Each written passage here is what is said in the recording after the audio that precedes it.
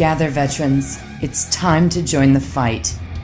The long war begins.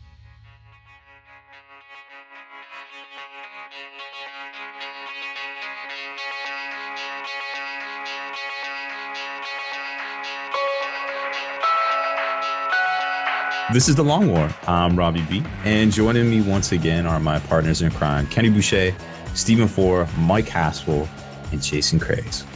What's up, guys? Damn, there's a lot of us today. What's up, guys? Oh, yeah, there's more than one of us. Hey, everybody. What's up? What's happening, guys? That's all four. I was counting. They're Yeah. here. We're here. You know, we were laying out the show earlier, and then I remember that there was an interesting rumor Engine posted. It came out this week that everybody seems to be losing it over, thinking that there might be a loyalist primarch coming back. Dorn. Mm-hmm. Would it be Dorn? Well, they're matching up the shoulder pad to some art that was in, I forget actually what it was from, but they're matching it up to that and saying it's him. But, you know, it could be a lot of different things. I mean, an eagle on somebody's... Which one is Robo Dorn? Is the Imperial Fist? Yes. Yeah. So he's... The regent of the Imperium. Thought he was... No, he's not dead. That was Ferris Mannion was dead, right? He is definitely dead. He got his head ripped off by a Fulgrim demon mode, right? Yeah. And Rogo Dorn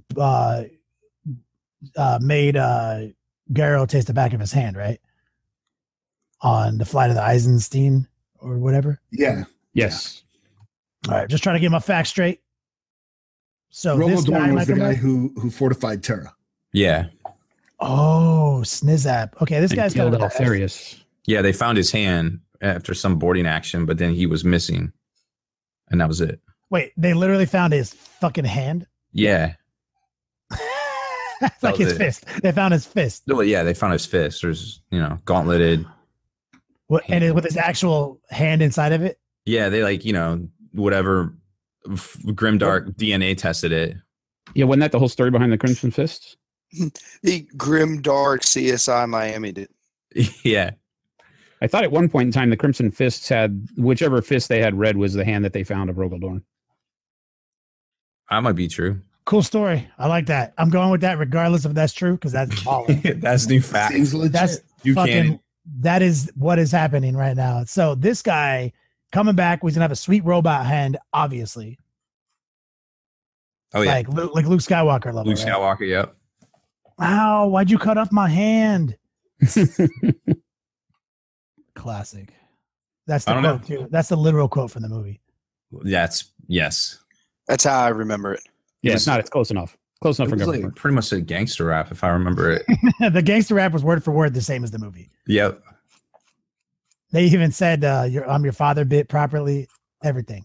They definitely had rap in the early 80s. I think that's factual. And I literally remember in my heart of hearts that Luke Skywalker was drinking gin and tonic in his X-Wing. Like that happened. On the way to Cloud City. Yeah. That's right. I mean, RT's driving anyway, so whatever. Knock him out the box. Yeah. I don't know. It could be Dorn, could be some, how do you say them? Haspel, Arbitage. Could be some of those guys. Well, would he be as badass as Gilliman, or would he be more badass? That's the question. Like, what does he get? Historically, which one of them would have beat the other one in a friendly boxing match? I mean, physicality. It doesn't matter what you think. Lehman Russ would beat them both. That's the correct answer. You're probably not far from wrong. I feel like they're evenly that dude is on drugs, yes, but that crackhead. He's pumped up. PCP I'm just is one saying, I don't know what auras the other guys are going to do. I'm going to have to put my money on Gilliman right now. Yeah, I'm just not. What does Dorn do? I got it. This is what Dorn does. He literally is going to okay, so you can't just rinse and repeat like a reroll hit and wound bubble, right? Mm-hmm. Can't just say, okay, every Primarch has that rule. This is the rule, right? So what are Imperial Fists known for? Bolter drill, right? Yeah. So you also can't say bolter drill's just re-rolling bolters. It's a shittier version, right? Here's what I'm thinking. 6-inch bubble of all bolter type combi weapons, whatever, all bolter type weapons, +1 strength, +1 rend. Like, make some heavy bolters. Ooh. Every bolter is a heavy bolter. Every bolter class weapon, 6 inches of him. Heavy bolter, basically heavy bolter profile. Not like 3 shots, but like it gives you the strength and AP.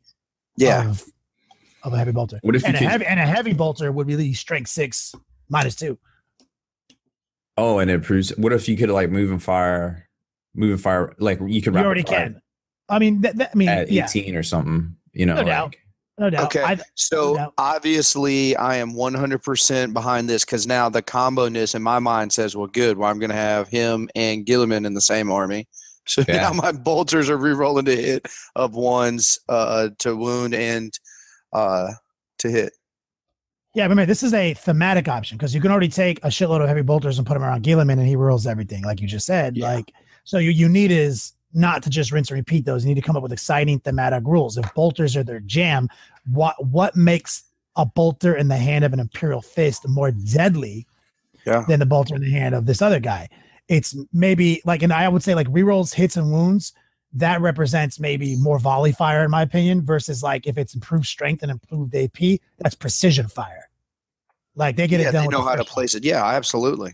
Yeah, because you got to remember the bolter drill isn't because it doesn't have anything to do with bolters. It has to do with the fact that he is the master tactician of defensive. So, you know, he's the one that was tasked with building all the bulwarks. And every time you read anything about Imperial Fists, they're all about fortifying locations. Ignore cover. And so I feel like, you know, the bolter drill was just because of that level of what am I looking for? Training. Kind of first rank, second rank, yeah. Yeah, because they're ranked for defensive, so they're just overlaying, you know, fields of fire, and the only way to really do that in 40K is to do stuff like that with your firing drill. So I feel like a lot of defensive stuff could come into play because he was the antithesis to the Iron Warriors, right? They were built for siege. He was built for defense. They are literally the flip side, which is why they hate each other so much. Yeah, no, and that's obviously how. I would cover bubble would be dope. I mean, maybe an Overwatch buff. Who knows? Like, I mean, they can go a million ways with it, especially if he's not, you know, he's not gonna have the sword of the Emperor. So like, he's not. No, he has that ginormous chainsaw, like the super rending one. So it could be. I mean, I feel like we're in the right path. It's gonna be some combination of that. Like a whirlwind attack. Like, I feel like, I mean, he's gonna be a Primarch, so all Primarchs need to kill whatever they attack, whether it's Mortarion, Magnus, Robute, Gilliman. Whoever goes first has to have a pretty solid chance of murdering the other. Like, I like that. Like, I like keeping that shit gangster. And so I want him to be on that level, you know, and with his own flavor. And I'd like to see perhaps Perturabo come out soon. Like, you know, like obviously, you know, like so that way we can get, so then we'd have 2v2. We have a 2 demon, we'd have 2 Chaos Primarchs, 2 Imperial, and then let's start like doing antithesis, you know? Because isn't he floating around the warp is still alive? He is. You already got 2 Chaos. Yeah, but we're about to have 2 Imperials now. I mean, I guess eventually we're thinking of bringing them all back. Well, except for the known dead ones and the 2 missing ones. Well, we can't bring Rogel Dorn back or whatever his name is. Oh, this is Rogel Dorn. Ferris. Demons have said that they've seen a screaming head in the warp. It's still screaming. So we bring him back as a fucking sweet ass demon. I can't wait for the good guys to get a good Primarch back. The Queen, the Hive Queen, the Norn Queen. Yeah, Swarm Lord Queen. That ass. Yeah, the good guys, aka in Juice's opinion, High Fleet Lexus. The Planet Killers. Yep. Yeah, those guys are definitely chill. Just trying to kick it, drink some beers. That's it. Like, are you kidding me? If I'm going to have a beer with somebody, no, I can't even say that. There's nothing in the knit arm. Maybe a Gene Stealer that is got a masquerade on of like a Gene Stealer cult. I'd piss myself if I tried to have a drink. Yeah, what unit would you be in a Tyranid army realistically? Gosh, Ripper Swarm. Yeah. And don't lie to yourself. Like we're all in my mind, I am a 100% a lictor. I'm like, oh my god, this would be amazing, right? Like super stealthy badass, but in all reality, I'm like, you know, We're all number 150 million. Yeah. We are all servo skulls. That's what it comes down to. Yep. Or those heads in jars like in Futurama. That's for important people. We're literally servo skulls. You know, our task is to be messenger boys for all of eternity. Worst job ever. Yep. God. Remember way. So how many times have we said that is like, oh, this little Ripper Swarm or Nurglings or whatever else, and you're standing over the table and you're like running over shit with your tanks and everything. It's like, wait a second, let's not get it twisted. This stupid little Ripper Swarm and the stupid little Nurgling, it would make all of us grown ass men in this room, if we just saw one of them, shit ourselves. Shit, I can't even stay in the house when there's a cockroach. Yeah. Imagine that was a cockroach that was like the living manifestation of all cockroaches, and it was the size of a basketball. Yeah. I'm done. Like, I'm out. Fuck this life. Cruel world. Yeah. A Ripper Swarm would literally kill everybody in this vicinity around my house. I always joke with Bonet, like, whenever you find a genie, you always got to save one wish for any time the genie can give you an out. Like, but then of course he's gonna monkey paw you, and he's just you're gonna look, you're like, genie, it's time. This fucking Nurgling's here, and you're gonna look down, and it's just a gun with one bullet in your hand.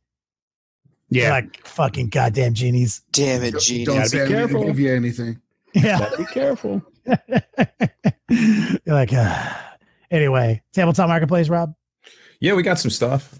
This week we saw the early previews for the new Astra Militarum Codex coming out, $40. They also going to have data cards, but juice, there is no dice. Literally no dice. Are you shitting me? 2 releases in a row with no dice. Oh, well. But they do have an interesting product release. It's called Moonbase Classius. It's $80. It's a neoprene fold-out 4x6 mat. Remember the other mats they put out were 4x4. This is a 4x6 full, normal game size table that we're used to. It's got some plastic terrain walls that apparently go with the Sector Mechanicus or Mechanicum terrain boards and the Armageddon stuff. And there's also some like cardboard squares that I would assume are just like they fold out and you put them flat, and then that way you can have a base to put kind of some of the ruins on, I guess, that you might have extra. So that's only $80, which is, I think, judging by what we all know, priced pretty good. That's comparable to similar products. And so and it comes with terrain, which I think is pretty neat. So I'm definitely stoked to get my little cat paws on that and break that down and double check, check the quality of everything and report back. But that's one that I'm looking forward to. On the Nurgle side of things, we've got the tank, the Plague Burst Crawler for $65. Interesting price point, I feel like. The Plague Surgeon for $25, plastic clamshell kit, and the Tallyman for $25. And then the multi-part kit Bloat Drone that comes with the extra weapon options like the Flesh Mower, and I think there's like a flamethrower option. I forget what it's called. Super Plague Splurter, maybe or something like that. Robbie B, am I wrong to say that $25 for the new Tallyman isn't that pretty good? Okay, so I have different ways of feeling about this. Like, people were upset with the $35 price tag for some of the stuff, but these are kind of, the Tallyman to me feels like a one-off character. Like, you're only going to buy one and he's 25. Like, I feel like that's decently priced. The Plague Surgeon, you might want more of because he's going to allow you to get that reroll ones for your disgustingly resilient save. So I feel like that might be a pickup of 2, but it's still 25. I remember this week we saw Typhus for 40. So he is 15 components to his 2 sprues, whereas these guys are generally around 6 to 8 components on their one, little tiny sprue. But yeah, I'm liking where we're at on this, money wise.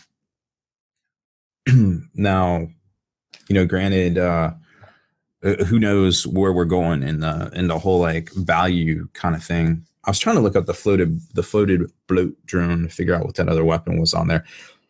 Have you guys seen, just out of curiosity, that's the big stuff for next week. Now, there are some Kickstarters that we should be aware of that we've been talking about.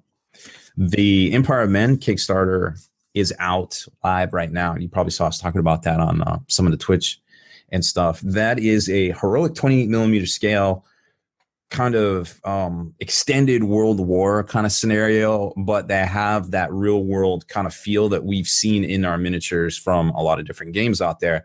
The scale is right, of course, you know, for games like 40K, you'd be stupid to put out a game and not have that be the case these days. But I think one of the biggest selling points is they're multi-part to a point, like left and right arms, torso, legs, kind of type deal. The resin, they're a good quality resin. I'm literally painting one for the past 2 nights on stream. I'm going to finish it up this weekend. Kenny's got some in his hands. I think a lot of people at the latest GT got some in their hands too. But the price point is ridiculous. Like you get a box of 5 troops for $12, 2 boxes for $20. They have tanks that are $20 and another tank, a bigger size tank, more online. Like imagine a Predator, because everybody knows what a Predator is, $30. Like, am I taking crazy pills here? Like this just seems really like one of the best value Kickstarters we've seen in a long time. What do you guys think? Yeah, my first thought was that I'm wondering if maybe they're actually doing what I have said many times that a Kickstarter ought to do, is like actually going in with distributor pricing for people that help them out at this early. You know, most people base their Kickstarter prize levels off of what their general retail is, and it keeps some people away because these prices are ridiculous. That's good distributor pricing. Like on the tank, $20 to bring it into your store makes sense, and then you sell it for 35 or 40. But if it's literally going to be $20 retail, that's a steal. Yeah. Great models, great sizing. I love the scale of it. A lot of the detailing was really good. Really like the Ogrins. I'm going to call them Ogrins. I think they call them some sort of superhuman something or other, but yeah, great stuff. Enhanced kind of thing. Yeah, I was definitely impressed with the pricing versus quality of what it looks like. Sometimes you see like $20 one-off miniatures and they're blocky and they're not a lot of detail and everything. I have been truly impressed with everything we've seen so far. Yeah, I'm stoked. So I've been hobbying up on this, checking out if I didn't have enough, guardsmen, trooper mans, conscripts, whatever you need, I probably would pick up a lot more of the miniatures from this one, but I'm kind of at capacity, but I could definitely see where folks will be picking these up. Didn't I see like a really good, like Death World kind of guard? Yeah, those are really cool. And I think they had a stretch goal where it's like some commandos, and they look loosely based off of like Vasquez from Aliens 2. Oh, yeah. Just like right off the cuff. Or if you remember that one Catachan limited edition grenade launcher miniature that was a female that was also looked to be loosely based off Vasquez from the same movie, that was pretty dope. So they've got some unlocks. They got some, they call them Riders of the Storm. They're basically Death Rider horses. There's skimmers. There's like some alien looking Eldar-ish kind of things. So there's a lot of cool stuff out there. It's Empire Men Kickstarter. I think it's up for 2 weeks, and we're about like day 3 or 4 right now as we're recording. So by the time you hear this, it'll probably be about the middle of the Kickstarter. So if you're thinking about it, definitely want to jump in on it. I feel like it's like Jason said, it's some of the best value we've seen around when it comes to this. And I can't wait to see what other, stuff they have in development that we don't even know about yet. They'll probably blow our minds too for the cost and the quality of it. I've just been blown away by it. Yep. I like saving money. You like money too? I'm a big fan. I'm a big fan of spending money. I think that's my favorite thing about money. Me too. And the more I can spend, the better. So anytime you give me $12 for a squad of duders that I can put on the table, I'm feeling pretty good. Yeah, indeed. That raises a point, like for your tournaments that a lot of you guys go to with regards to 40K, how specific are they with, like proxies? Man, some people are starting to pull down the hammer on some things, mainly Forge World items we see right now. But to be honest, I haven't really run into too many issues, especially if it's like cool one-offs like this. Toughest Girls of the Galaxy type stuff. Like nobody says anything. Pink flamingos and sharks, people have a problem with. Pink flamingos and shark or sprue necrons. Yeah, we've seen some stuff like toothpick necron, toothpick tyranids. Like, come on, Doc. Because I mean, that's kind of the elephant in the corner is that models like this come out, and I really dig them. And I've had this aspiration to build, a cool guard army that I've been converting up for years. And I've been putting stuff together from dust, some of the walkers to make sentinels and cool things like that. And I see these kind of Kickstarters, and I'm like, especially at the price, it's like, oh, these bits are bitching, So I think that'd be pretty cool. Hell yeah, absolutely. Is that it? So we got a sick Kickstarter, got some Death Guard minis. Yeah, I wanted to put a shout out for a product that's not new, actually. It came out a couple weeks or maybe even a couple months back. It's the open war cards that GW sells. They're like $15 for the pack, and they are absolutely just fantastic if you're just going to roll up and play a pickup game. They have like 5 different they break up into 5 different smaller decks. So you will always use the first 3, which is like the mission, the deployment, and then it'll have some kind of a twist on the mission or something like that, on what the objectives are. And then it has these 2 other decks, and you only use those 2 other decks if you're playing a mismatch game. So if somebody shows up and you're like, hey, let's just play a pickup game. I brought 2,000 points. And your opponent's like, well, I only brought 1,000 or 1,500. They get to draw cards off these 2 other decks, and they don't have to tell you what those are. And one of them will give them like a boon or something like, it'll say something like, if a unit is completely destroyed, it gets to come back from, your own table edge, something along those lines. And then the other one will be some kind of condition that allows a sudden death. But he doesn't have to tell you what it is. He or she will be, there's a lot of women playing 40K now too. So, doesn't have to tell you, what that condition is. And it's all over the place. It might be like, if I kill your warlord, I automatically win. Or on turn 3, if there's nobody within 6 inches of the middle of the table, I automatically win. Different things. Or if there's no one in my deployment zone on turn 3 or something like that. So it keeps whichever player, which has the advantage, on their toes, because you don't know what the other player is going to pull out. I think it keeps it really, really fun, and it beats just, rolling up the same missions that we've been playing really since 7th, It's a lot of fun. It's really cool. I recommend them. They're cheap. Pick them up and try them out. They're fun. That's awesome. There's also a open war pack for Age of Sigmar as well. Oh, that does the same thing? Ish. I can tell you in 2 seconds. Because I literally just grabbed them. Let's see. Open war cards, a deployment deck, an objective deck, twist deck, Roos's deck, and sudden death deck. Does that sound about right? Haspel? Yeah, that sounds about the same thing. A cunning ruse. I like it. Ridiculous. We've got real quick. We've got hobby racks about to come out, so we're going to be helping. We're going to be helping the one and only Kenny Boucher actually organize his Beats Lab. This is a thing that's going to be happening soon. So, oh yeah, I've been waiting. I'm looking at my Beats Lab right now, and I'm like, God, it's a wasteland in here.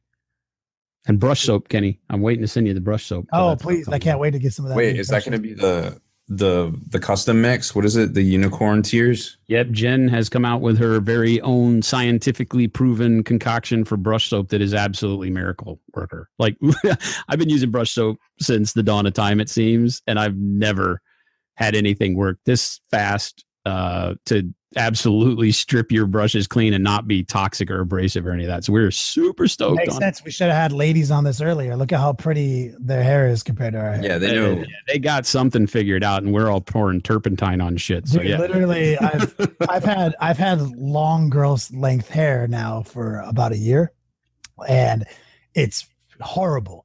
It's like wiring garbage. And Bonet gets out of the shower and like her hair is perfect. I'm like a brush, like, like a perfectly well manicured sable hair brush. And mine looks like a synthetic brush. It's all fucking garbage now. That's ready to be used as a dry brush now. And I'm like, how? Like, why? And she's like, you look at her range, her array of products that she uses. She's like, this one's for this one's for this one's for putting oil back in your hair, this, and this. I'm like, oh my God. So of course you got Jen working on it and you're like, hey, this is literal hair. She's like, oh, I know how to clean hair and keep it looking full bodied and strong. And better than that, she knows what to like Google, because I go in there and I'm like, you know what? If we had it do, and she just waves me off. She's like, no, I got this.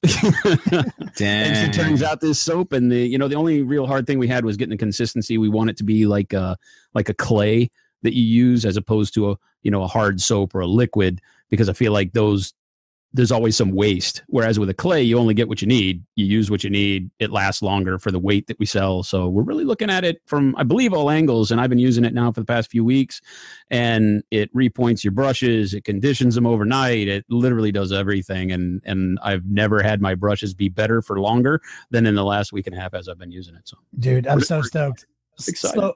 SlowFuseGaming.com innovating the scene with bomb wick paintbrushes. And now, did you guys name it Unicorn Tears? Is that what it's actually called? It's not Unicorn Tears.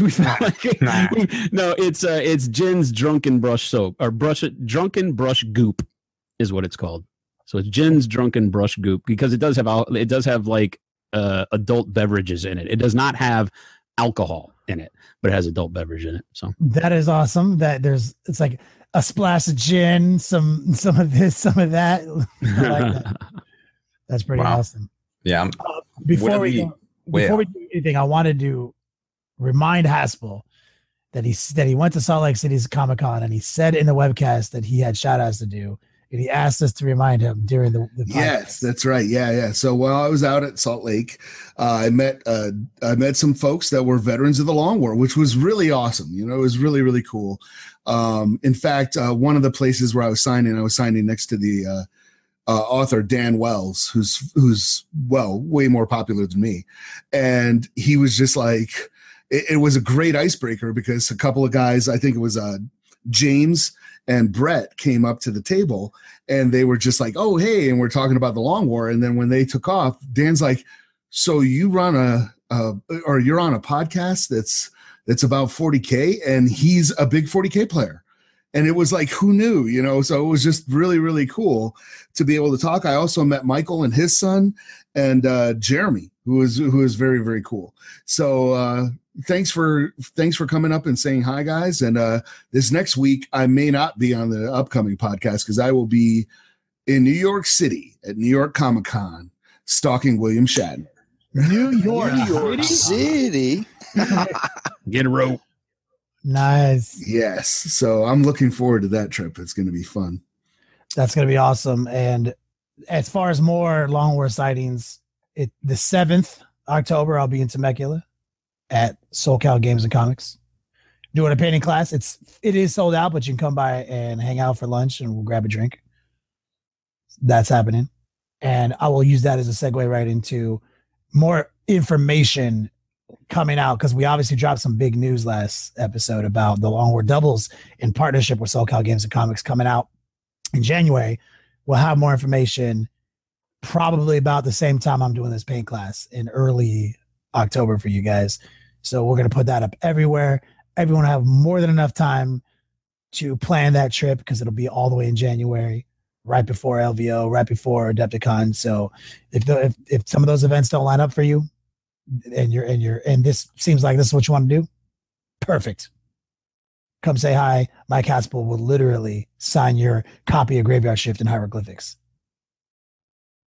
That is accurate. That will happen. And Rob, I know we cut you off earlier. Please hit us with your important information. I think I was just going to ask Jason when he was coming back with the Bombwick brushes in stock, if there was an update on that. Oh yeah, thanks for asking. We're looking at probably 2 weeks. I've been saying 3 weeks since the beginning of last week, but you know how it goes. We'll see. That might be. I'll know week to week, but I'm assuming 2, maybe 3 weeks max. And the hobby racks, 2 weeks.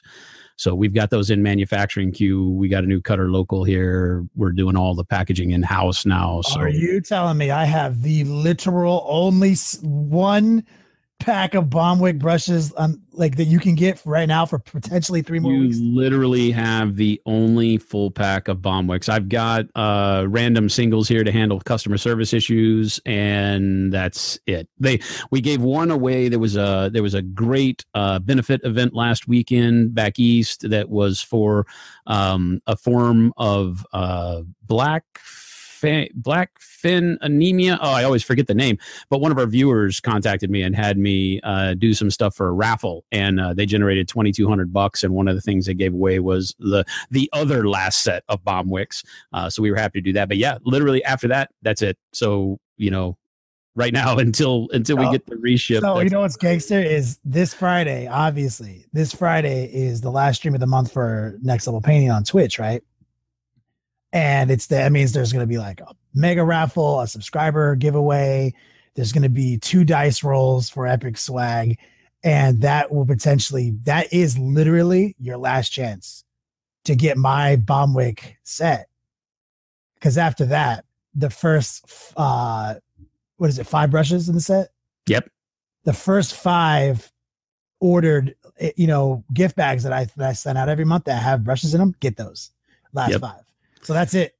And I can't even fill prize support for you until the next set comes in. So we're kind of in a dearth. Everybody's been like, what do you mean I can't get my brushes? And I'm like, I'm sorry. I'm going to have to glue up my own brushes from my own hair. I'm sorry. Yeah. Yeah, so we're hoping 2 weeks, 3 weeks on the outside for the brushes, and all of the hobby rack supplies for restock 2 weeks, and we'll start pre-sale on those. I think next week we're ordering in hundreds of the hobby racks because the demand has been huge. So we're gonna get Kenny some of those so he can organize his desk. We'll get you some, Rob. We'll send them out. We'll get everybody taken care of. Nice, thanks, Dom. I know when I said I would glue up my own brushes that I immediately saw Juice unmute himself. Yeah. I was like, no, you guys are actually talking serious right now. I'll leave this alone. No, there were so many one-liners.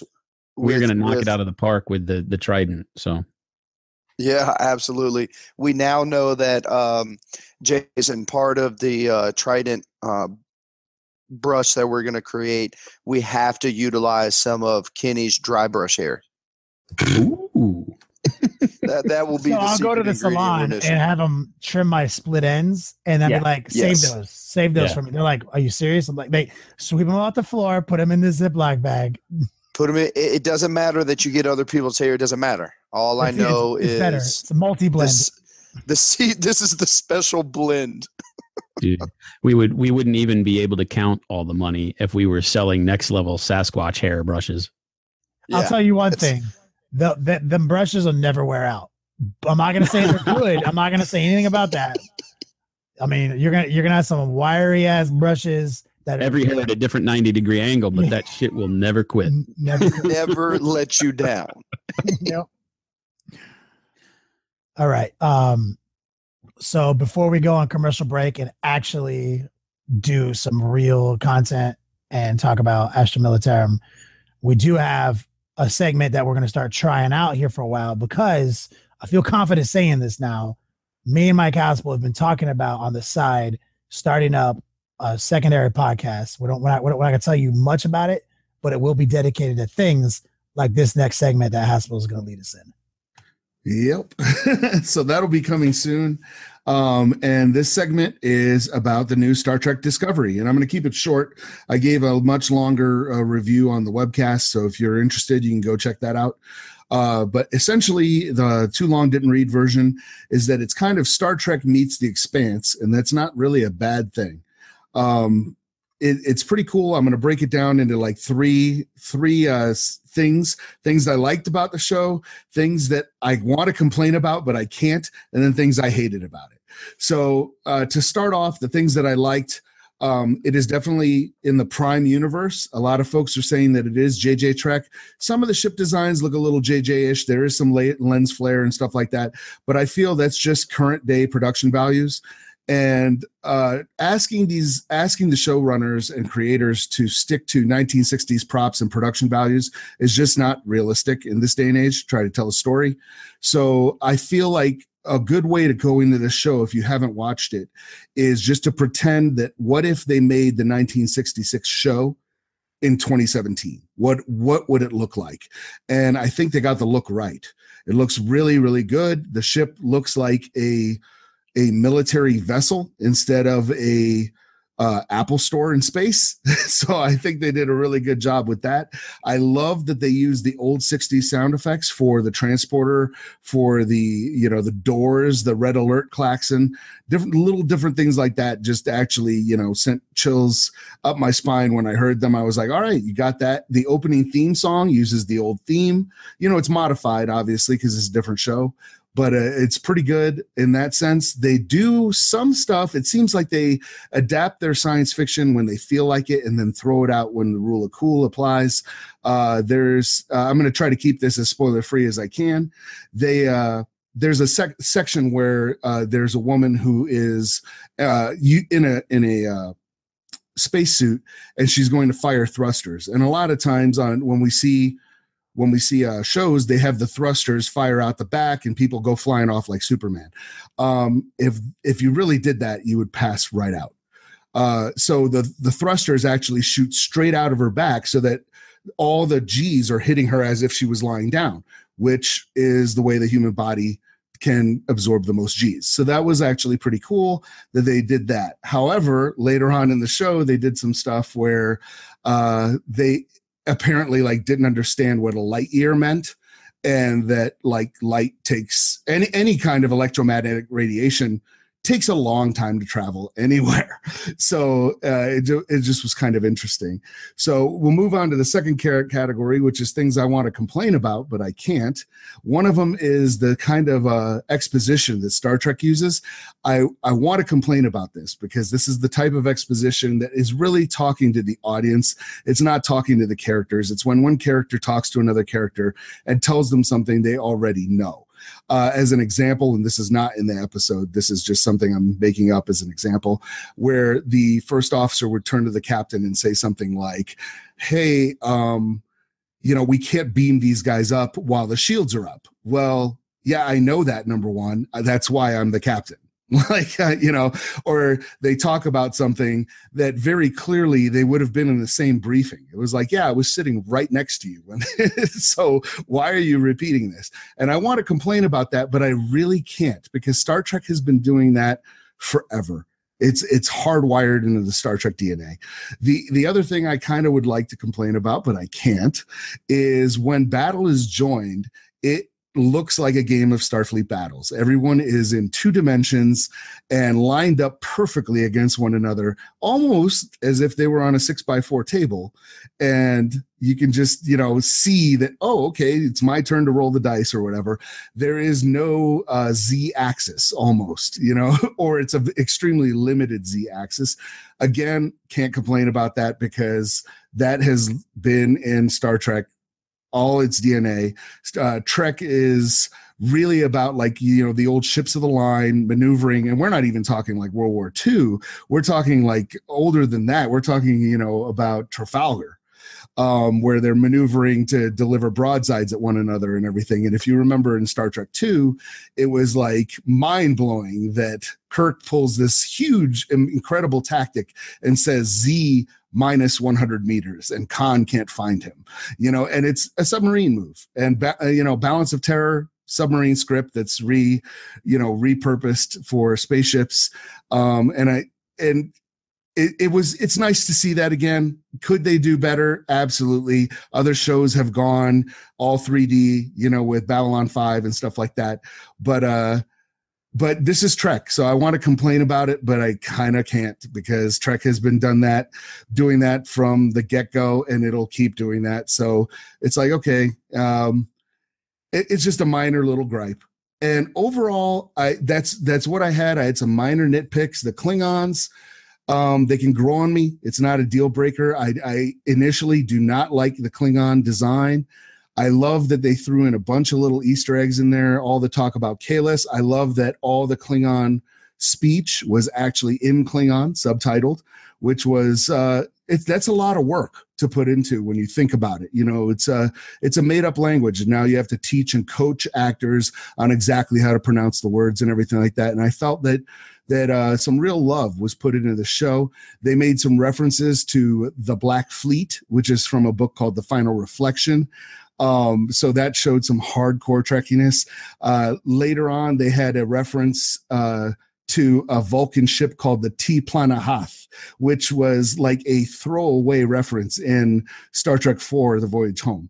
And that is the matron of Vulcan philosophy. I honestly couldn't believe when they had the ship named that. I was like, wow, that is a huge Easter egg.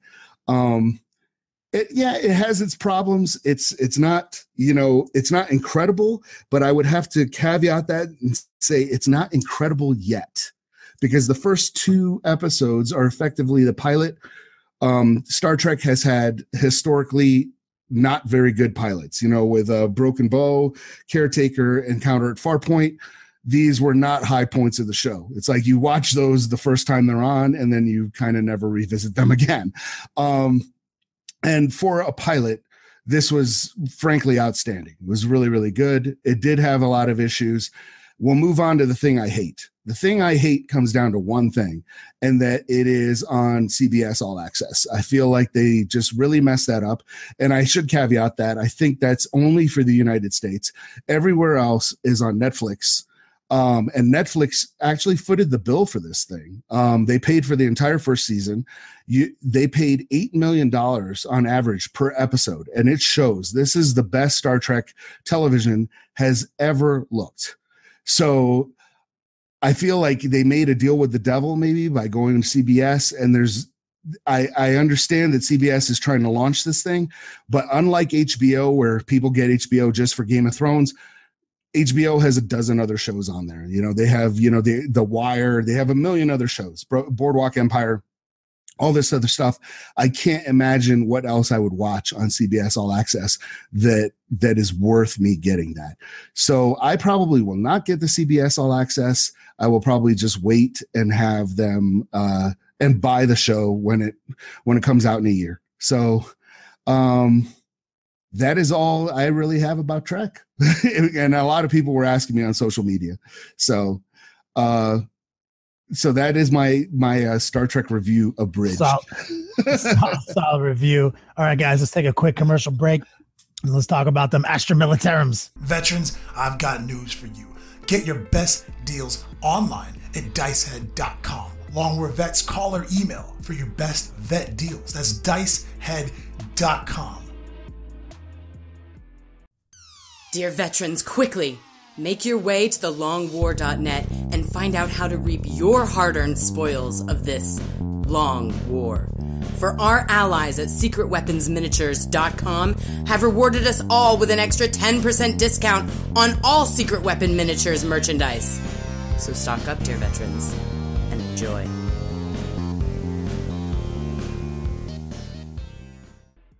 This episode is brought to you by Elric's Hobbies. Check out elricshobbies.com and take your hobby to that next level.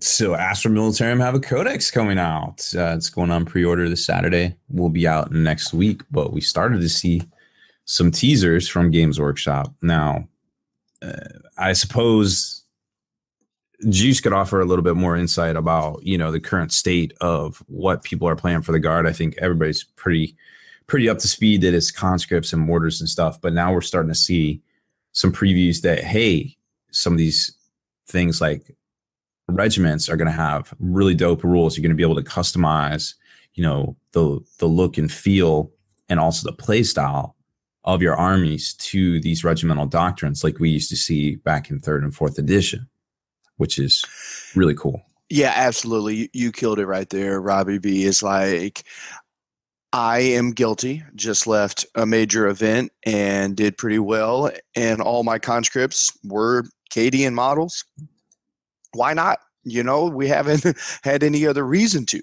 But now we are on the eve of GW bringing some hobby love back into Astra Militarum, whereas like it is not soon it will not be acceptable, ladies and gentlemen, to run a Cadian model or a full 100-man Cadian army as, oh, these are just jungle fighters.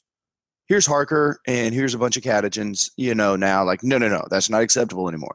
Because until now, there isn't really been a need to. GW is just like, here's some Vestroyans, here's some Cadians, here's some this. It doesn't really matter. They all do the same shit. Here are just some models you can use for it. But GW is not doing that anymore. When you take Harker and you take jungle fighters and some of their special abilities, what they can do, that is, we are now cooking with grease, and it's making the rules and each different faction play completely different. I'm so excited for this. So excited, more than, and we spoke about this earlier, more than I was even for Cult. So, for example, Cult is so new to the game. They're like the new Tau. You know what I mean? Like Tau back in the day, you only had a few units. It wasn't until now there's a little more backstories. Like that's where Cult Mechanicus is. Before, it didn't matter. You just played Warcon. You played all this. People just wanted you to play Skitarii and AdMech together. And this is where we are now. GW brought into these Forge worlds. And it's like our minds, in my opinion, I played Warcon and Cult Mechanicus and all these different units. My mind isn't there yet. Like I can't, it's hard for me to separate what the color scheme of, a Mars pattern Forge world versus, a Metallica version. You know what I mean? Like I can't, I don't know what that is. But let me tell you what everybody in the world knows. Harker and Jungle Fighters and Marbo versus Shock Troop or Legions or anything else. So I am happy. And this is coming from somebody who literally just bought and have been acquiring, Cadians or this or that. It doesn't matter. And it's like, when this book comes in, you best believe that I will put my money where my mouth is. If I'm running Jungle Fighters, I will be literally buying Jungle Fighters or Jungle Fighter models, I think we owe it to the hobby, right? And this is where we're at. Like, and I feel like tournaments should get behind that. Do you guys agree? Well, I think, we've always been proponents of bringing hobby back. And, we've seen some back in the days, in the dark ages, we've seen some embarrassing things, but to be able to not only customize your rules and the feel of, or the narrative thereof of your army, but also make your miniatures look the way you want them to look, because there's so many options out there kit wise, not just, sticking with Citadel miniatures. There's so much stuff. We talked about Empire of Men earlier tonight. There's all sorts of upgrade companies out there. You can even cross over and pick up Forge World stuff, which is obviously a distinctive, different look too.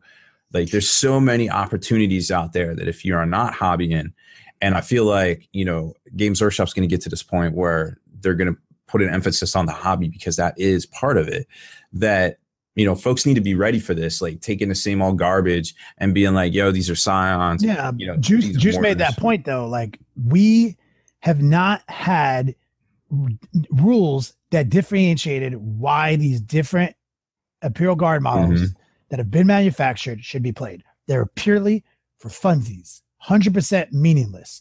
So fast forward to today, when someone says, what's good? I need 100 conscripts. Well, I've got 100 Cadians. Those are conscripts. Oh, what's the best? They got to be Catechin? Yeah, these are fucking Catechins. Oh, these tanks are Catechins, everything. But why? Everything is literally OG green and tan, or everything's this, or everything's that. You can't get mad at somebody because historically never had a reason to ever care. GW is, as Juice said, to reiterate, has taken these steps to give us a reason again, to take us back to 3rd edition, to give us a reason to have identify with the lore, with the fluff, the backstory, the cool ass models that you like, and embrace that yet again. Be like, I'm a Catechin player, bro. That's what I am. And Juice even said it, he played a bunch of Cadians as Catechin conscripts. But the second that all this shit comes out and they have options and we can buy Catechins and we can paint them a certain way and we can crack out on this, he's like, yo, literally all these Cadians are not Catechins anymore. That's simple. And I get behind that. Yeah, no, absolutely, man. Like given 40K an identity, you know what I mean? Giving armies an identity, instead of just being oh man, you really took the time and effort to be in a full Vestroyan, all metal model. Like, wow, that's sick. Yep. They die just like the plastic ones, or don't, you know what I mean? Like there's no difference.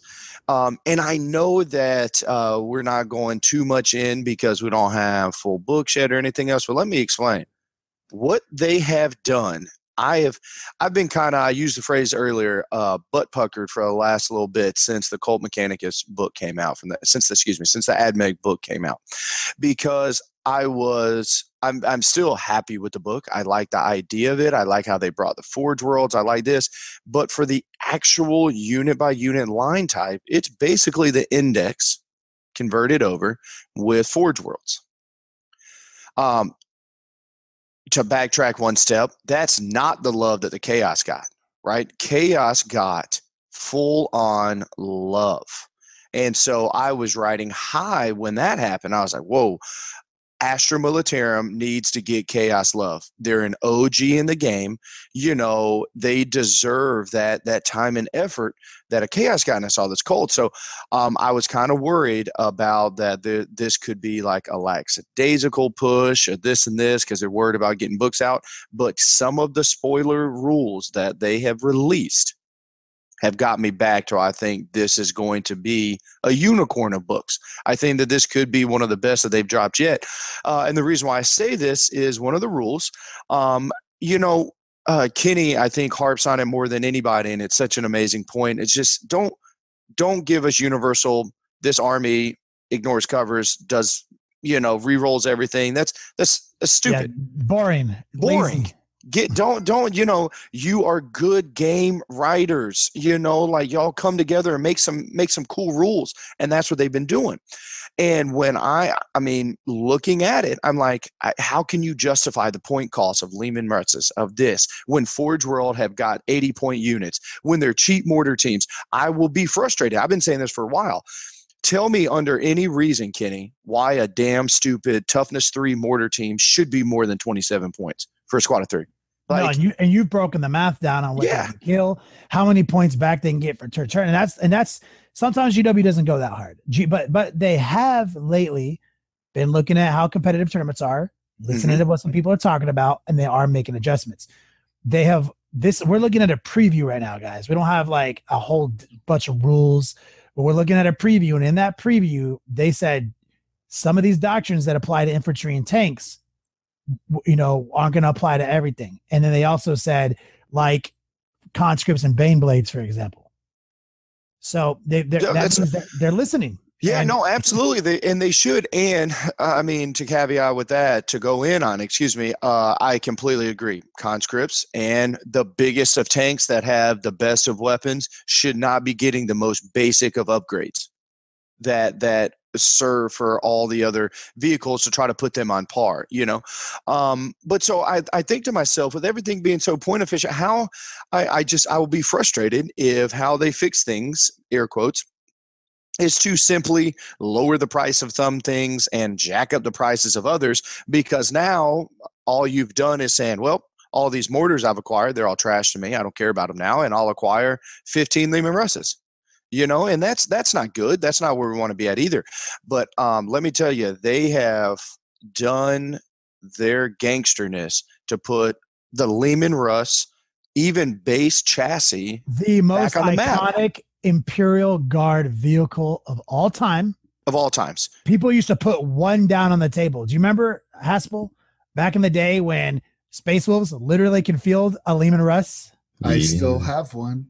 Remember that? My buddy would put his fucking Lehman Russ down on the table in 3rd edition and be like, I'm ruined. I can't do anything. This tank is too much. Like, iconic. And straight up demolisher, heavy bolter, battle cannon was something battle cannon. Feared. Yeah. So, and to talk about the rule, what it is, if you guys haven't by the time you're listening, if you don't know. So, they have given Robbie B, do you have it? Matter of fact? Yeah. So it's called grinding advance. And what it does is it allows you, if a model moves under half speed in its movement phase, then it can shoot its turret weapons twice in the following shooting phase. Furthermore, hit rolls of the model's turret weapon do not suffer the penalty from moving and shooting a heavy weapon. So now they're going to be. I mean, unreal. So let's just even. You have the ability to shoot twice. Now, GW is throwing this this buff out there. Swarm Lord can give a unit a free whatever. The Saint has it. Well, we call it the Saint. Sisters have it because of faith points. But I love it. GW, you're not giving it to 6 armies and leaving the 7th army out. I believe every army that comes out needs to have this ability to double down on a turn, to be able to, react in a way after losing 3 of their Lehman Russes. Now they have 1, and now they can double shoot. Can you just close your eyes and just like imagine just see the Lehman Russes just lumbering, poof, poof, shooting 2 times, poof, poof, just like laying down that firepower, this implacable advance. Like I can see that rule. Absolutely. That's a good fucking rule. Anytime you can see that rule. As a representative of the Inquisition, I have to step in and say hope is the first step on the road to disappointment. but there's more, right? I would like to say, I think a famous poet once said, "I love the smell of napalm in the morning."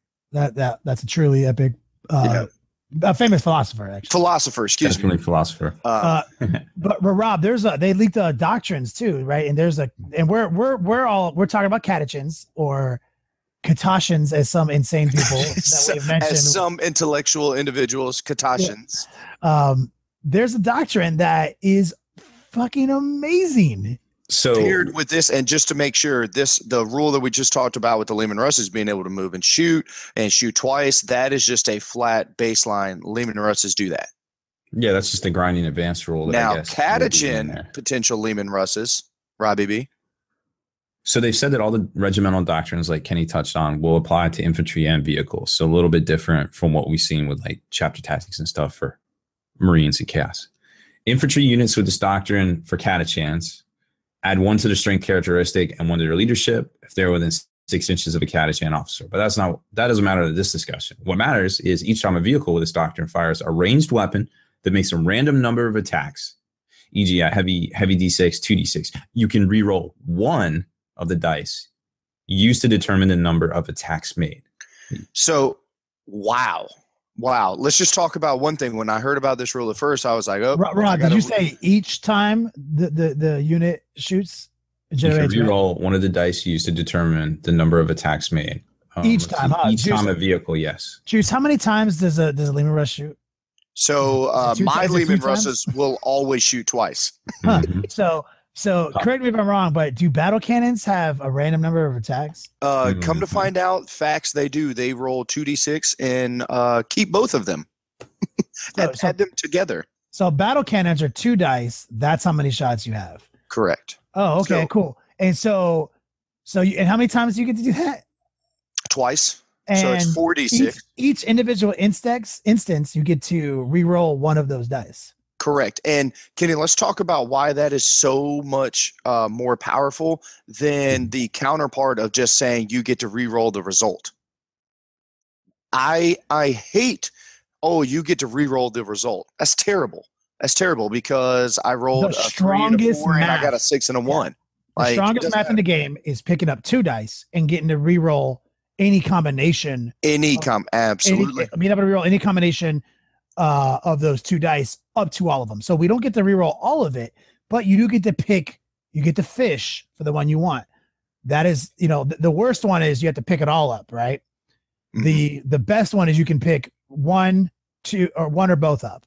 This is almost the best one. So on average, most people know if you throw 2 dice in the air, you're looking for a 7, right? That's just how you base your D6 math off of that.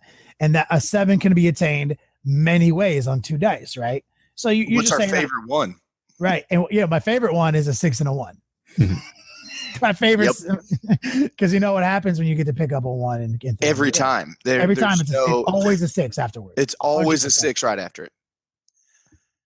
Yeah, 100%. that is huge. Also, we have command points, ladies and gentlemen. And if you tell me that how I believe that GW will handle conscripts and infantry platoons and these and this, I believe that we are going to see a a typical guard army will consist of as many, if not more, command points than an army that includes Guilliman, which most armies that include Guilliman have 12 to 15, just because of the 3 he gives and mid-maxing and stuff like that.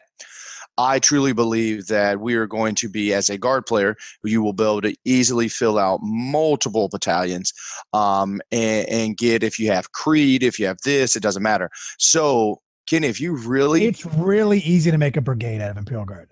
Very easy. So if you're telling me I roll, and you can speed roll this, just be like, I'm shooting out a Bane Blade. I'm not gonna worry about rolling 2 then shooting. I'll just, all right, I'm moving my half distance. I'm gonna roll 4d6. I'm literally going to. I guess you do have to separate it because you can roll boxcars and then snake eyes, but either way, I'll roll these two. Yeah, these 2 and these 2. And then now, if, for example, I roll a 2 and a 1, and I really need something to die, well, I'm going to immediately, before I reroll, I'm going to command point first. Absolutely. Command point the 2 and then reroll the 1. So I have been able to manipulate both dice. This is unreal firepower. And so that brings back to the battle cannon. We talked about this. Are you excited about a Lehman Russ with a battle cannon? That hasn't been said for years. Yeah, that shit can't kill anything back in the day. Back in the day, it didn't do shit, or now it has been doing shit. Back in the day, it was unreal, but back in the day, we didn't have punishers and executioners and it hasn't done shit since 3rd edition. Correct. And it really hasn't. It didn't do shit in 5th edition because everyone had a 4 cover save. Without trying, everyone had a 4. It didn't do shit in 6th and 7th edition because everyone had a fucking 2-up, and the damn thing scattered. So people had a 2-up armor save, which bypassed AP3, or everyone went to ground and runes for 3-up cover, or had stealth. And then when you brought hull points in the vehicles and made it basically almost impossible to blow a vehicle up unless you were AP fucking 2 and 1. Essentially, a Lehman Russ couldn't do shit to tanks. It was garbage. A battle cannon was garbage. And if people had just even a handful of rhinos, and you're like, oh, but I can hit 3 rhinos with 1 battle. Okay, so what? You did a whole point on 2 of them. Mm-hmm. If you didn't scatter, and they failed their cover saves, and then they grabbed your ass out next turn. Yeah, it was 100% useless. And now with what is it, -2 red and D3 damage? Yes. So, 2d6 rerolling some combination of those. On average, I think you can count on 9. Before you could count on 7. 2 dice, rerolling one of them is usually about a 9. Yeah. And you could sprinkle in, depending on where you're at in the game with command points. That is huge. So let's put that in math. That is 18, gentlemen and ladies. That is 18 battle cannon shots a turn. From 1. Wow. That is devastating firepower now. That is worth the over 200 points that they cost, because when you're telling me an Earthshaker is worth 80 points or a Manicore is worth 136 points, we're not even in the same realm when you want to try to tell me if I can Lehman Russ. I'm not even going to look at a Lehman Russ. I don't even care if it's got Pask in it anymore because it doesn't do what it used to. Now I'm excited about it. And the reason why we're specifically honing in on the battle cannon, obviously, versus the executioner with all the plasma and whatever else, I like the fact of my infinity inches. 72-inch range. Right? When you have to basically stay still or move 5 inches to shoot twice, seems good. Seems good. And that's where I want to be. And there's a bubble to that, right? You have to be within range. So I enjoy staying. You have to be near the officer to make this work. I've got rattlings pushing out. I've got, scout sentinels doing their thing. No, I believe, and so to bring this full circle, what an amazing way to not just say, fine, we'll make Lehman Russ's 150 points and we'll do this and this. No. You brought it back in a positive way by giving really cool rules to a vehicle that is the backbone of every Astra Militarum Imperial Guard player's army for years and years. And you gave all the guys who are heavy mech Astra Militarum Imperial Guard players of reason to be happy again, because they've been sad facing, thinking the fact that they have to be competitive, they have to bring 150 conscripts and psychers. So no, I am so impressed. In my mind, and maybe I'm overselling it, but in my mind, this fix of what they did, this rules change with Leman Russes, is as good of a job that they did with Storm Ravens, bringing them back down a level. It is very good. Honestly, you might not be too far off the mark there with your 150 point suggestion, because they did say that they were going to reduce the cost of Leman Russ. Now, you probably remember tanks being more expensive because Pask is about 250. But if you point up a battle cannon Leman Russ with 3 heavy bolters, 2 in the spots and 1 in the front, Leman Russ base points only 132. You're talking 22 for a battle cannon, 24 for all 3 heavy bolters. You're only at 176. So if they reduce the points of a base Leman Russ by even 10 or 15 points, you're going to be around 150 for a base Leman Russ. Yeah, and that's with the heavy bolters and most patterns that I've ran, and even still look at. Yeah, I'm always last cannon multi-meltas, Yeah, that adds up. That's 60 points right there. Yeah, and then also we're going the baseline cheap battle cannon versus the executioner, and the executioner and the punishers have always been, again, for the editions previous, those are the ones. And I think the executioner with multi-meltas and last cannons are like 215. Is that right? So I got plasma on the side with executioner top at 190. Oh, 190. Okay. And that's no dozer blade, no anything else. No regular upgrades, just weapons. Yeah. And again, that's one of the things like, you never want to mobilize yourself. It's worth the 15. It's this camo netting, No, I am thoroughly impressed with this rule. And you're right, as a fire platform, Robbie B, if they lower it 10, 15 points and you can crack in at 160, 170 even points for almost a guaranteed 18 shots. Hits, excuse me. Shots, not hits. That is solid as shit. And we didn't even talk about, that they do have a defensive government stratagem, so you can overwatch on a 5 or a 6 with this. The trick with the catachans. Well, I guess you did because you got the 18.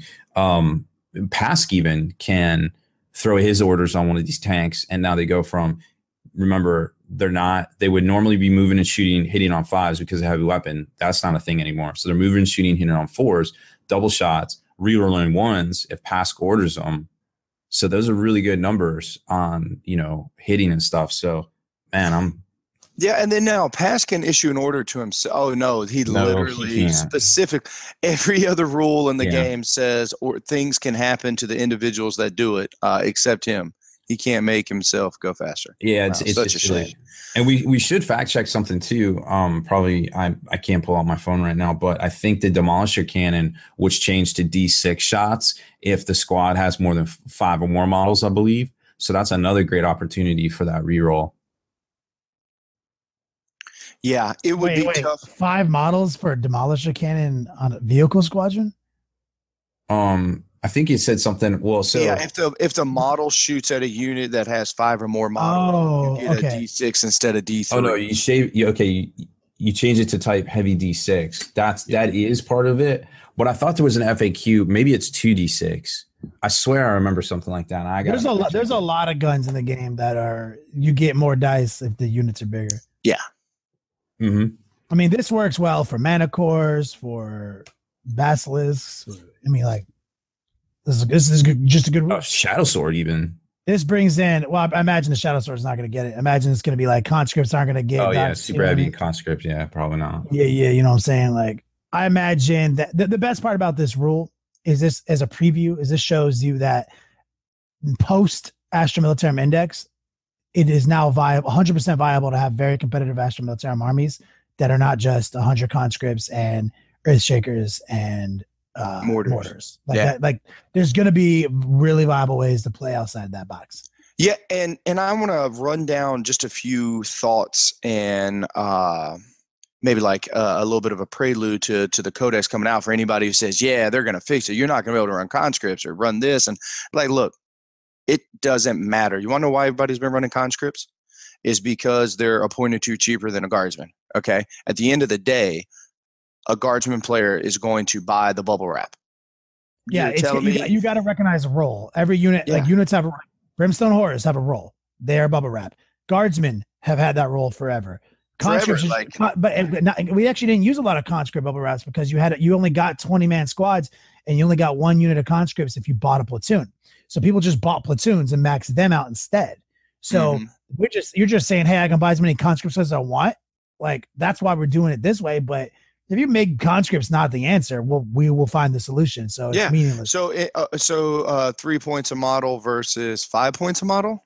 Like, word, instead hitting of on 5s versus hitting on 4s. Yeah, hitting on 4s, and I get orders that matter, and special weapons mixed in. Special weapons mixed in. Absolutely, bro. Like, yo, I am fine. I will, instead of taking 140, I am down to just take my 70, which is all I need anyway, guardsmen. And then body count, it doesn't matter. If the guardman player decides to run a certain archetype of list, he is going to have his bubble wrap. That's just a fact. So furthermore, one thing that a lot of people are worried about are the mortars, and I'm going to say heavy weapons teams. A lot of people are just choosing to put the mortar on it because it is very cost effective. But in all reality, how can a mortar, a single model, right, be more than 9 points that does D6 wounds, that does D6 shots, not even wounds? Kenny, if I were to tell you I have a shitty, basically heavy bolter, strength 4. Okay. Just a bolt. You have a strength 4 bolter that has D6 shots. Yeah. No, anything, that needs 4s to hit. Like, how is that? And it's on a toughness 3 model that has a shitty, ridiculous save. It's a flamer. It's literally a flamer. So you're basically, a mortar is a flamer with long range. Yeah. You know what I mean? So it's like, it's not that. It's not even, it's like, so to say that, they're going to jack up the points. It's like, well, as long as you don't go too crazy with them, because to be honest, at the end of the day, they don't need to be necessarily changed. Point cost too much, maybe 11, I could maybe get behind, but then like at that point cost, you're getting into missile launcher and all this kind of quality stuff. I would like to see, and I believe what's going to happen is that it's all going to go in a platoon. You buy a platoon and it unlocks different auxiliary units, which we've seen in almost every Imperial Guard book that has come out. And if that happens, that's not a super easy major fix, because I'm still going to take my mortars. I'm going to take my infantry units and my platoons to fill in my bubble wraps, which is going to unlock, and I'm going to get my 16 mortars, because I'm going to unlock multiple platoons, and do that. So you're going to see a very similar style of people want to build that is still going to be there. But I like the fact that it's more regimented. If you do this, it will unlock this, which will allow you to do said. So those are two big things that I think will happen. I believe that the model count will come down because of points, because you're not going to be able to take conscripts freely. I believe that mortars will also go as an auxiliary. So you will have to, I think I ran 27 individual mortars. So that was 9 teams of 3. The count will probably come down into my army. I'm estimating like 18 mortar teams. That's still good. I'm okay with that number. One thing that I would like to say that I hope they don't change. It's one of my favorite units in the game, and I only run a few of them. I'm looking at potentially running lists that have a lot, but I'm in love with a rattling sniper. It has been a unit that has been in and out of books. It hasn't always been around. They've been in a couple. I think in the last one they weren't in. The one before they were, if I'm not mistaken. But either way, either give me a rattling, a Catachan sniper team, a Vestroyan sniper team. I don't care.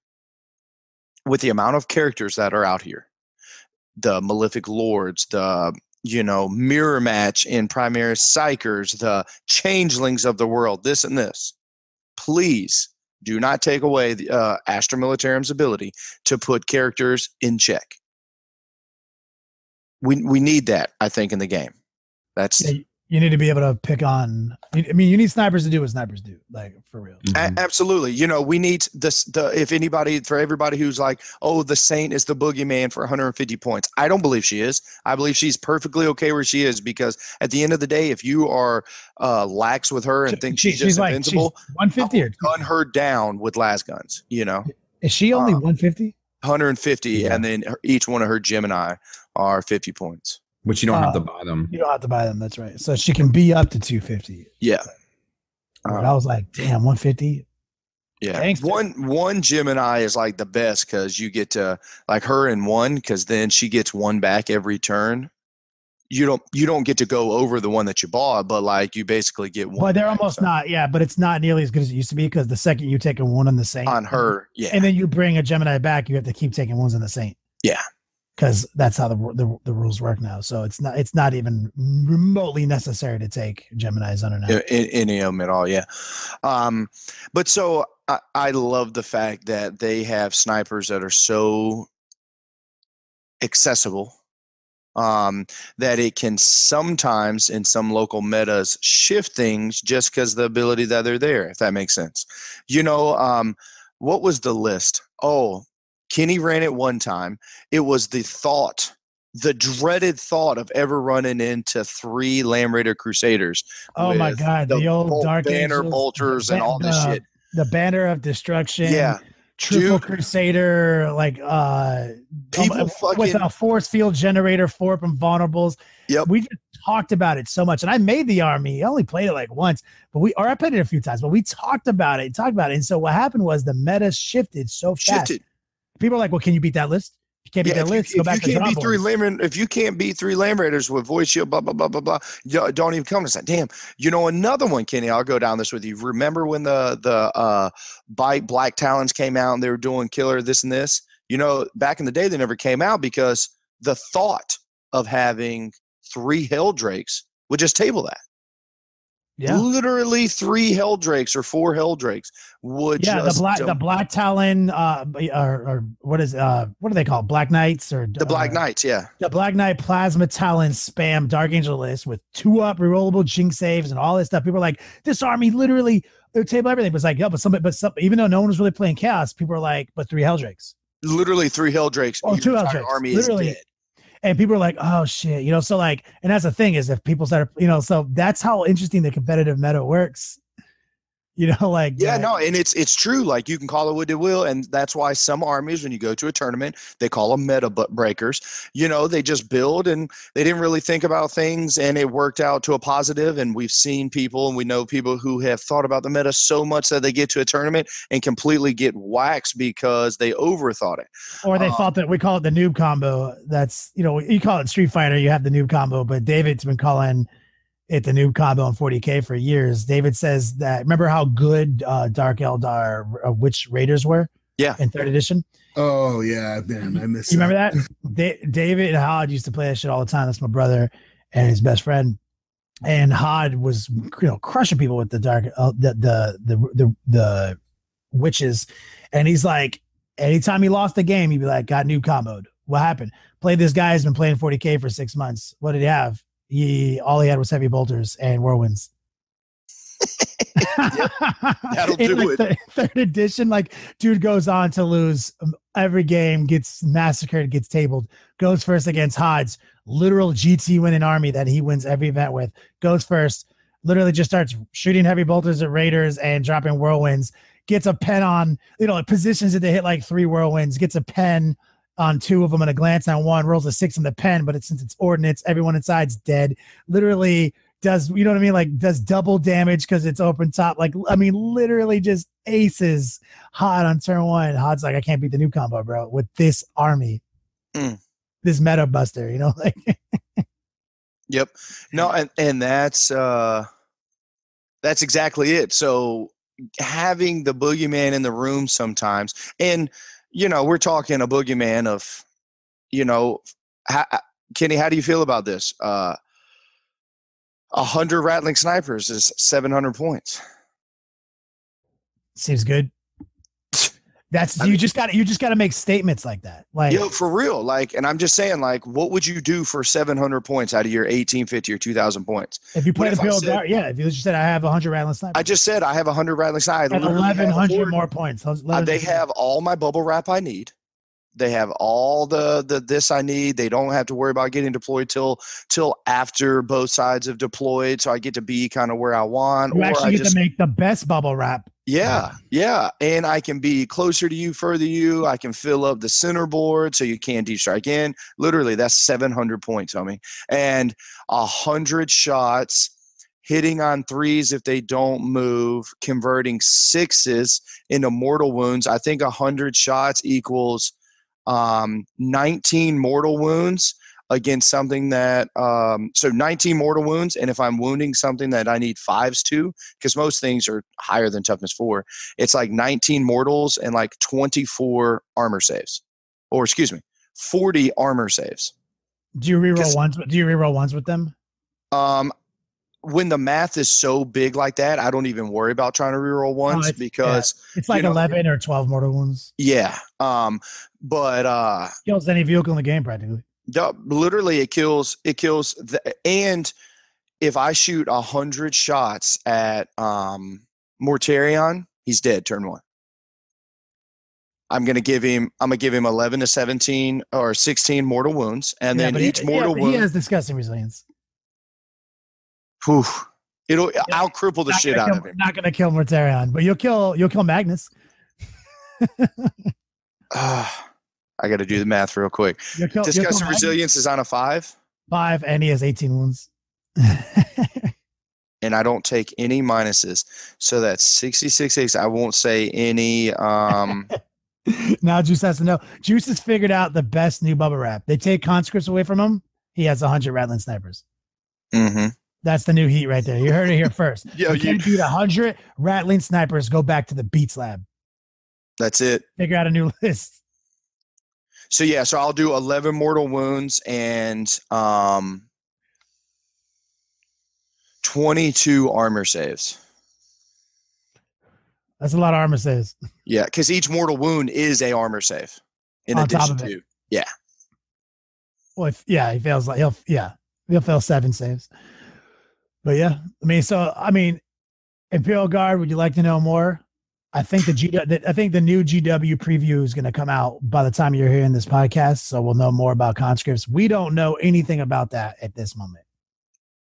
We're just speculating. Am I correct, Rob, that tomorrow or something the new preview drops? Yeah, there's going to be some sort of teaser. We don't exactly know what. And another rule that was like a fan favorite apparently back in the day. Again, no clue, but we'll check it out tomorrow. Fan favorite from back in the day. Do I smell a tank company? A brewing? Oof. You can just do that now, practically, though. So yeah, I mean, they would have to give. Objective secured Lehman Russes. Can't do that. I can't remember. What was like some really cool guard stuff that people really enjoyed besides Tank Company? Leaf blower. I feel like that's only a few people enjoyed that. Yeah, I think we can name them. Yeah. What were some cool rules from back in the day? For guard, cool units that they had, like obviously, and a lot of people have been fond of them because of how cheap they are versus how fast and the offensive that they can do on the charge is the Rough Riders, the horses. Yeah, but they're not putting currently unavailable off the shelf kits into the Codex books themselves. So that was the one thing. I'm so glad you brought that up because I had it mentally checked off in my mind and I forgot about it until you brought it up. Do they make a rattling model anymore, Robbie B? No. Sad face. Mm-hmm. Sad face. But you can still take them out of the index for sure. Yeah. So they're still in the index. And I know that GW has been big here about getting rid of things that don't have models and or maybe putting the vice grips on some companies that make aftermarket models that are a little too close to theirs. So I would be really sad if GW says, Rattlings, you are back to being dead to us. You are an actual squat. Get back with your army. But I mean, I think the only caveat is as long as they're in the index and you pay the appropriate points for a sniper rifle out of the new Codex book, I think I think you're good to go as long as you follow the rules and they got the regiments you want. Yeah, GW has said that we're going to be able to keep playing with the indexes for the foreseeable future, but they also kind of indicated that not forever. Well, like that's what kind of that line said to me. So I think like one day I'm not going to be able to reach into the index to do gangster stuff I want to do. But when will then be now? Well, yeah, I ain't worried about the future. I'm just playing my games right now. Hey, if you're not first, you're last. That's a fact. Did we do it? I think we did. Haspel, take us out of here. Yahoo! Jashakbe.